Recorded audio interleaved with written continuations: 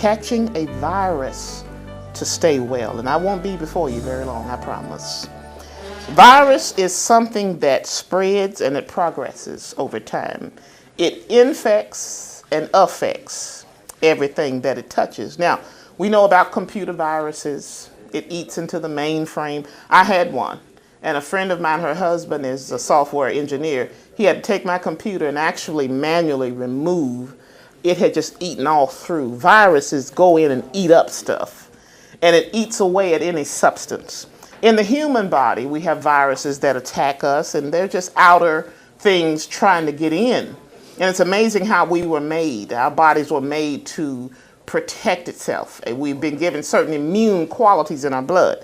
But we have a 24-hour virus, sometimes a 3-day, which is a 72-hour virus. And one thing about viruses, they can be contagious. They're stomach viruses. They attack the digestive system. But the virus I want to talk to you today about is this virus is a good one. This is the kind you need to catch in order to stay well. In order to stay well, you need to catch this. And this is also contagious. This is called PTV, which is the positive thought virus. All right? Positive thought virus. Now, regular viruses, you need a prescription to get rid of it. But this PTV, this positive thought virus, you need a prescription to catch it. And it's written. It's called Holy Word. There is a written prescription already for you to catch this virus. And so this one is just a little bit different. The positive thought virus in the 21st century is not only good to have, but it's vital. What's happening today, it's necessary to survive. We're living in a turbulent time. And see, I'm just 53, I'll be 54 in June. And I don't know about you, but since the time I was a kid, this is not America that I knew when I was a kid. I mean, where children respected adults and speak, don't talk back to your elder. Kids will cuss you out now, spit on you or whatever, and dare you to do something. And years ago, you know, children, if they got out of order, they were put in line. Now they can sue you. Now they can call 911. And so my sister, her son told her, she said, I'm going to get you. He said, I'm going to call 911. She handed him the phone. She said, here. She said, but when they get here, it'd be too late. So she told him it'll be too late. And she told him, and when they take me away, she said, you may as well stay with them. She said, because they're going to take me away again. And so he didn't try that because she wanted to correct him. So she said, either I get you now, she said, or the police will beat you up later on. And I'm thankful my sister raised 4 children who have good records and they're high school graduates and they're doing well. But I'm watching unfold today. Stuff that I had been told as a child is coming up on the world. I'm watching it happen. I'm looking at the news. I never thought I would live to see these times. You always heard about it, but I'm seeing what's happening. When you look at the Middle East, you hear about nation rising against nation, kingdom against kingdom. It's happening. And even in the weather patterns, we're having record heat, record cold, record snow, record rain. Everything is record, never seen before.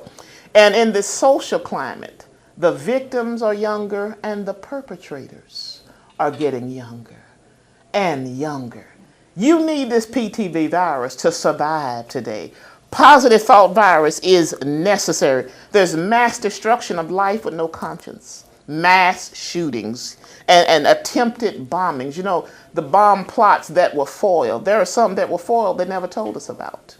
They know what we can handle and what we can't.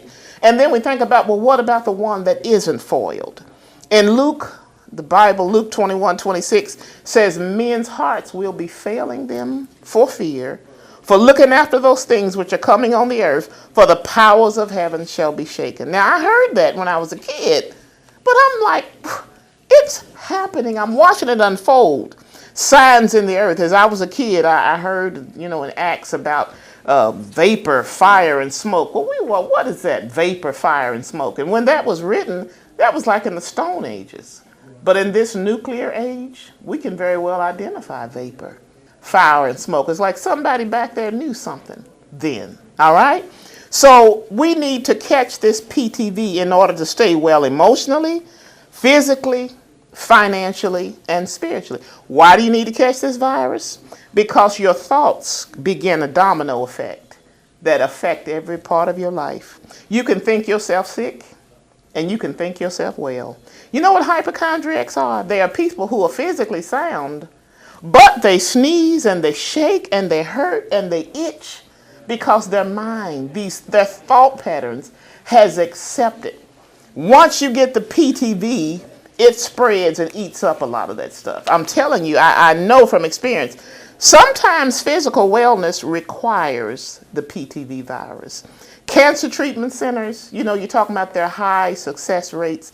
When people have been given a sentence over here, they go to the cancer treatment centers and they have higher success rates. And they said the reason is they incorporate positive thinking, thought process in their holistic healing. They incorporate that. Chemo plus high expectation of recovery. All right? So I'm a psych major. I'm glad as a psych major at UALR, we had to study the human brain, the central nervous system, the neurological dynamics that affect every aspect of our lives. And people who have MDD, which is major depressive disorder, it starts in the mind. It starts in the thoughts. And a lot of times heredity has a lot to do with it, the environmental, but eventually it becomes physical. So sometimes it has to be treated physically, all right? So worry and stress and anxiety and fear, it depletes something in the brain called neurotransmitters. Neurotransmitters, serotonin and melatonin, are neurotransmitters that are there by nature. Serotonin is what makes you laugh at a joke when it's funny. But once that stress has depleted that, then the joke's not funny anymore. Nothing's funny. You don't laugh at anything. And you have constant sorrow. Once the melatonin is depleted, then the sleeplessness occurs. And once you lose the serotonin, you crawl into a deep hole. It's like you get in a deep hole. And people tell you, you need to snap out of it. Once you're in that hole, you can't snap out. Because physically, something is physically wrong. And a lot of times that's why there's such a stigma attached to these issues. It's because people don't understand there is a physical dynamic. All right? The Bible said God made the nighttime for sleeping. So I learned, through learning about the brain, that darkness triggers melatonin dump. Darkness dumps melatonin in your brain, and suddenly you get to yawn and stretch, and you think it's all the work you did that day. But if the melatonin is not there, you know, Michael Jackson, bless his heart, he was too rich to get treated because his medical records would have sold for a lot of money. But not being able to sleep was a major issue, no matter what he took. So he went to such measures because the body has to sleep. When that neurotransmitter is missing, it's a dangerous thing. All right, so the brain obeys the laws that are set in it. When melatonin is depleted, sleeplessness, the body loses mobility, the brain signals begin to malfunction, no energy, you don't feel like bathing, you don't feel like eating, you don't feel like being motivated to do anything. Hopelessness settles in. And sometimes it has to be treated physically because it's become physical. Then you get what's called a serotonin uptake inhibitor. What it does, it replenishes that chemical, that neurotransmitter that's missing. So it restores the balance back to the brain. Now, the reason I tell you about this PTV, Proverbs 23:9 in the Bible says, as a man thinks in his heart, so is he. I'm telling you, the power of thought is pretty powerful. As you think, so are you.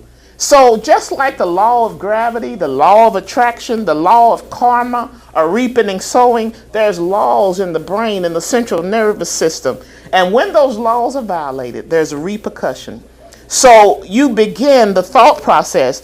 You need the PTV. You need the positive thought virus. All right, so I'm going to give you another example, and then I'll quickly end what I'm saying. There was a woman that wanted to have a baby so bad, but something happened and she had to have a complete hysterectomy. Complete hysterectomy.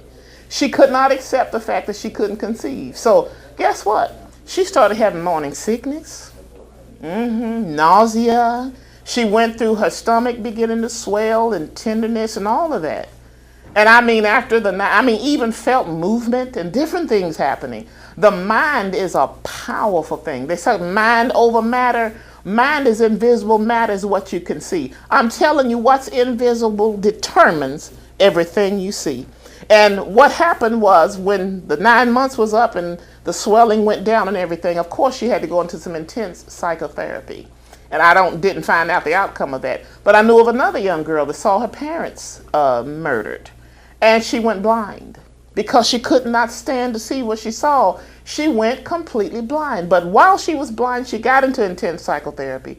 And once she was able to grieve and process what happened, her sight began to come back. As a person thinks, so are they. Lots of physical illnesses start in the thought process. Now, in 2005, right before Christmas, I have shared this before, my little sister died. 2 months later, 2.5 months later, my 80-year-old mother was hit by a car, injured.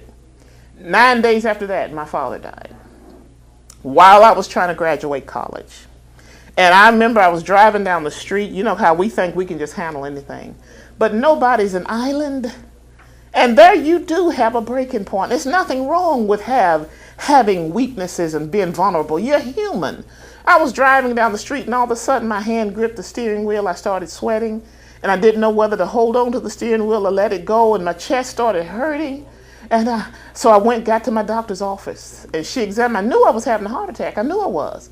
She examined me, and after she listened to me because she knew what had happened and what I'd been through, she said, "June, sweetie, anxiety." I said, "No, doctor, it's not anxiety. I'm telling you how I feel." She said, "I know you're having physical symptoms."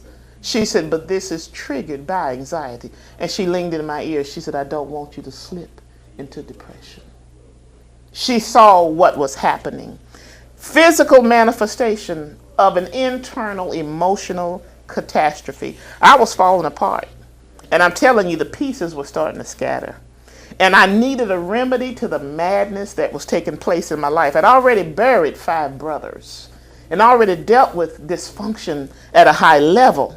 But I was trying to better myself going to school. So I didn't get to see a psychiatrist. I'm telling you, I was really serious about it. And there's nothing wrong with it. I think if you can talk to somebody, it's good. Didn't get to see a psychiatrist, but I did make an appointment.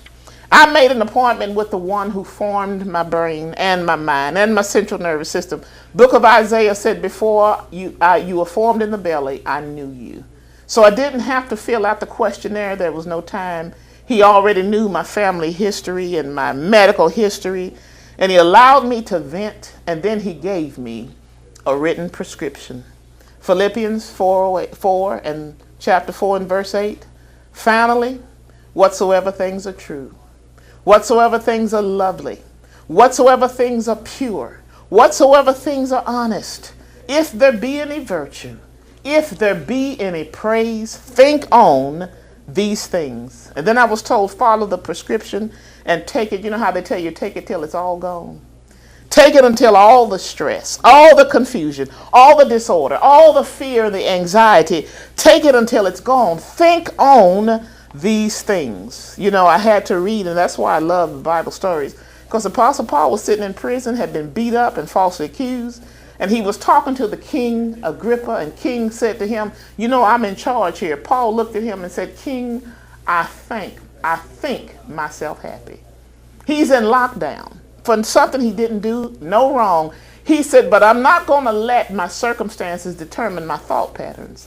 I'm going to let my thought patterns determine my circumstances." He says, "I think myself happy." You need the PTV virus in the time of stress, trauma, drama, trouble. This virus helps you to stay well. And you need that written prescription. You know, federal government forbids sharing your prescription with anybody. Remix.